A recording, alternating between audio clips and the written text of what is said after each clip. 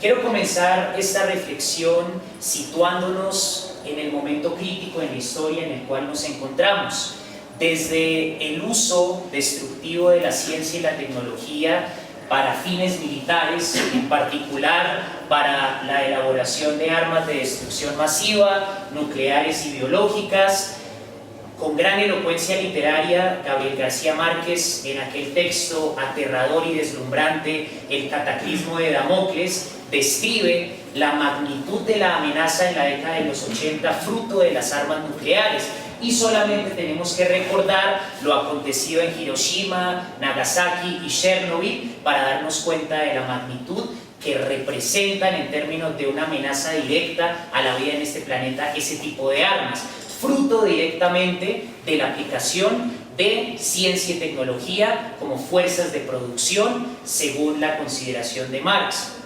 Paralelamente nos encontramos con una terriblemente apremiante crisis medioambiental, la destrucción de ecosistemas milenarios, una depredación frenética de recursos no renovables y adicionalmente estadísticas aterradoras como las que ofrece el Banco Mundial en su estudio de la pobreza nos presentan las diferentes contradicciones que van acompañadas a esas crisis que mencionaba inicialmente y que son inmanentes a la lógica económica del sistema capitalista. Según el Banco Mundial, el 1% más adinerado de la población es propietario directo del 43% de la economía mundial. Según el Banco Mundial, desde 2017, 9 millones de personas se mueren de hambre al año, mientras que aproximadamente se desperdician 2.5 billones de toneladas de alimento a nivel mundial. Adicionalmente, nos encontramos con contradicciones económicas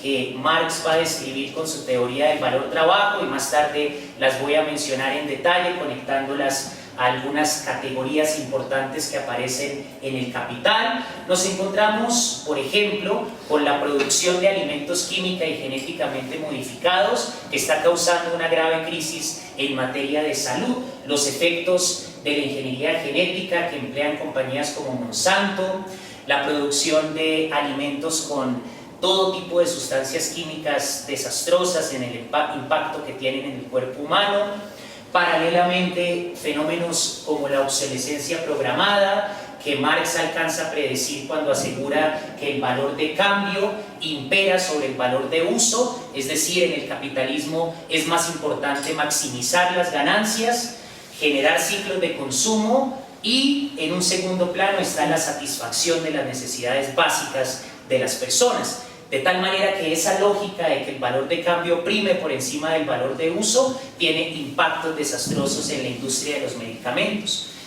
Adicionalmente, nos encontramos con las contradicciones clásicas que describe y estudia Marx. La contradicción de la plusvalía absoluta y relativa que se deriva de la relación de explotación entre el capital y el trabajo asalariado. El gran descubrimiento de Ricardo, que a partir de 1850 Marx comienza a estudiar y ya en 1867, cuando publica el primer tomo del Capital, a lo largo de esos 17 años, añade tanta información empíricamente demostrable a esa teoría inicial del valor de Ricardo, que es capaz de mostrar que en el proceso de producción del capital, todo trabajador está generando un valor excedente en la porción de la jornada laboral que él denomina el plus trabajo, que se efectiviza en el valor de la mercancía y se concreta cuando la mercancía se vende, se le asigna un precio en el mercado, que es fruto del trabajo físico e intelectual del productor, pero que no es remunerado en el salario. Ese es el gran misterio de la ganancia capitalista en el proceso de producción del capital. Y es un secreto tan incómodo para el sistema económico capitalista que, por ejemplo, el economista Anwar Shaikh, pakistaní, pero que adelanta sus estudios en Estados Unidos, es profesor de la Nueva Universidad,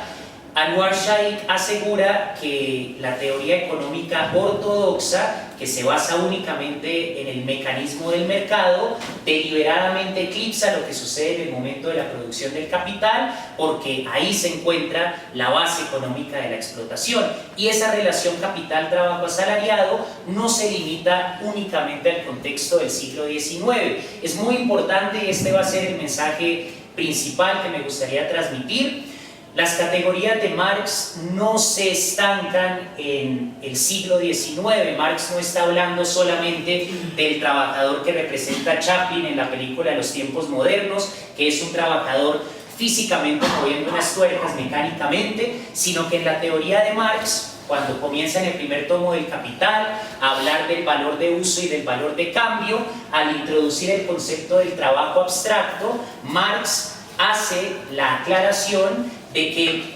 todo valor de uso como satisfactor de necesidades es fruto de un trabajo útil. Ese trabajo útil es fuerza de trabajo humana, física, intelectual, a veces ambas articuladas, que tiene la finalidad de producir un objeto, servicio, una mercancía que responda a una necesidad, un producto frente al cual hay una demanda. Pero cuando ese valor de uso se lleva al mercado, sufre una transformación por mediación del dinero. El dinero se comporta, según la teoría de Marx, como el equivalente general. Es un espejo a través del cual se plasma el valor que albergan las mercancías. Así como en el universo la materia está compuesta de átomos, el valor es una sustancia presente en todos los valores de uso, pero solamente se manifiesta en la relación social del intercambio gracias al valor de cambio, y el dinero mide ese valor cuya fuente generadora es el trabajo abstracto. Esa categoría de trabajo abstracto subsume el trabajo de un ingeniero de sistemas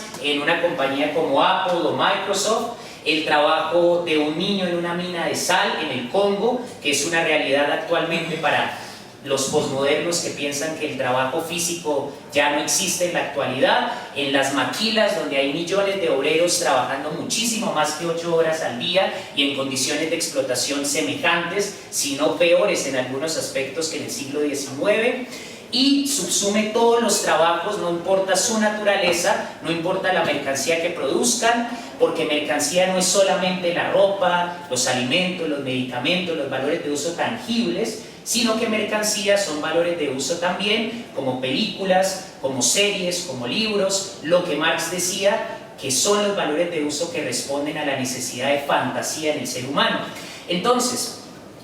podemos apreciar que la contradicción de la plusvalía y la relación de capital y trabajo asalariado no se limita ni a una forma física de trabajo únicamente, ni mucho menos a la producción mercantil del siglo XIX. Es la célula del sistema económico y sigue siendo el punto de partida clave para entender la realidad del capitalismo actualmente. Marx, en el primer tomo del Capital, después de explicar el trabajo abstracto como fuente generadora del valor, va a establecer una relación entre lo que él llama el tiempo social necesario de producción y la magnitud del valor.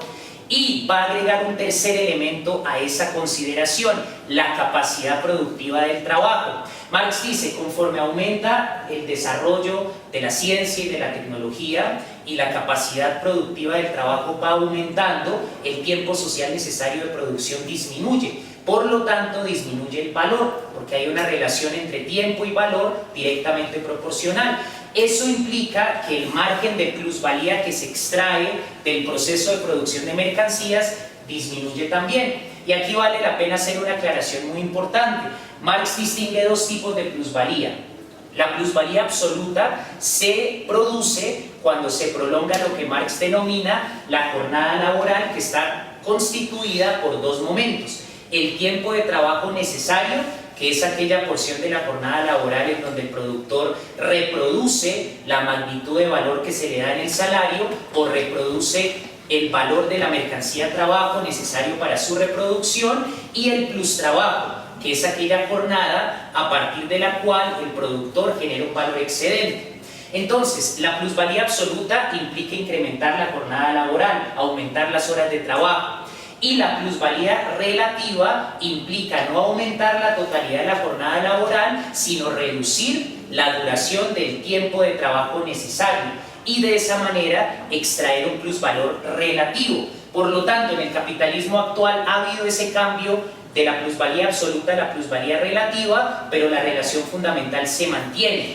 Y ahí es donde entra el carácter filosófico de las categorías económicas de Marx. Puede que las relaciones cambien en el sentido de pasar de plusvalía absoluta a plusvalía relativa, pero la relación fundamental capital-trabajo asalariado se mantiene. No importa el tipo de mercancía que se esté produciendo. Sobre todo los posmodernos, en la idea de la sociedad postindustrial, han popularizado la idea bastante equívoca de que el capitalismo actualmente ha sufrido una mutación en esencia, pero eso implicaría que ya no tendríamos dinero para hacer conmensurables los valores de uso heterogéneos, eso implicaría que ya no existiría el precio, eso implicaría que tendríamos una economía en donde el trabajo humano no es la fuente generadora del valor, y no se ha llegado a ese punto. Incluso en la producción automatizada, esas máquinas, incluso esas computadoras que se encargan de la producción, tienen que responder a un diseño humano, y esa es objetivación de fuerza de trabajo humano intelectual, se mantienen las dinámicas. Por lo tanto, la teoría de Marx, en más de 1000 páginas de los 3 tomos del Capital, no se puede reducir únicamente al siglo XIX. Ya para conectar con la teoría crítica, podemos decir, aparte de los posmodernos que aseguran que vivimos en un capitalismo postindustrial, en la teoría crítica, especialmente en la primera generación, encontramos el juicio en Horkheimer, en Adorno, en Marcuse. Particularmente me voy a enfocar en Horkheimer, de que el fracaso político de la praxis marxista en el siglo XX, la pregunta de por qué el proletariado europeo desechó la oportunidad de una revolución y sustituyó la conciencia de clase por el nacionalismo, se toma como si esa realidad histórica invalidara las categorías económicas de Marx. Pero aquí es donde yo quiero plantear que la teoría económica de Marx tiene una validez que se demuestra o se falsifica en el campo empíricamente demostrable de la economía. ¿A qué me refiero? Ir a una fábrica, comprobar que hay una diferencia entre el salario y el precio de la mercancía, considerando el costo de los medios de producción. Ir, por ejemplo, a la historia de las crisis desde la depresión de 1929 hasta la crisis de 2008 y corroborar que hay crisis tanto de superproducción como sobre todo de especulación de capital ficticio. Lo que Marx llama la ley tendencial a la disminución de la tasa de ganancia, en donde el valor disminuye, la plusvalía disminuye, y para contrarrestar esa disminución de la tasa de ganancia, los capitalistas se ven obligados a especular sobre la base del capital ficticio. Es algo que se puede demostrar. ¿Cómo? Miren el mercado de las acciones, miren el lavado de dinero, miren todos estos fenómenos económicos que implican jugar con el valor del dinero sin una producción mercantil real. Entonces, ya para finalizar, la invitación es a reflexionar sobre la importancia de separar la realidad política de la vigencia económica de las categorías. Si Stalin instauró un régimen totalitario donde la política se volvió religión y donde hubo campos de concentración, eso no invalida de ninguna manera la realidad de la plusvalía o del trabajo enajenado o del ciclo de reproducción amplia del capital, ni de ninguna de las categorías económicas de Marx. Y por lo tanto, al ver que el capitalismo cada vez permea más ámbitos, sobre todo lo que Husserl llamaba el mundo de la vida, la cultura, la existencia, la psicología, las relaciones humanas, es sumamente importante volver al estudio de las categorías económicas de Marx, y evidentemente eso no implica que se excluyan otros campos de estudio. Ya solamente la última anotación, esa relación entre modo de producción y cultura, me parece que se desgasta mucho tiempo especulando filosóficamente sobre cuál influye a cuál, y se pierde la oportunidad de analizar casos concretos en la sociedad, en la economía, en donde el capitalismo impacta la cultura o viceversa. Entonces hay que ir a lo concreto, y yo terminaría reivindicando más que un materialismo dialéctico en Marx, un materialismo histórico, que es el fundamento del método que utiliza en el Capital: datos económicos, históricos, no simplemente la especulación filosófica, dialéctica. Entonces yo dejaría hasta ahí. Muchas gracias.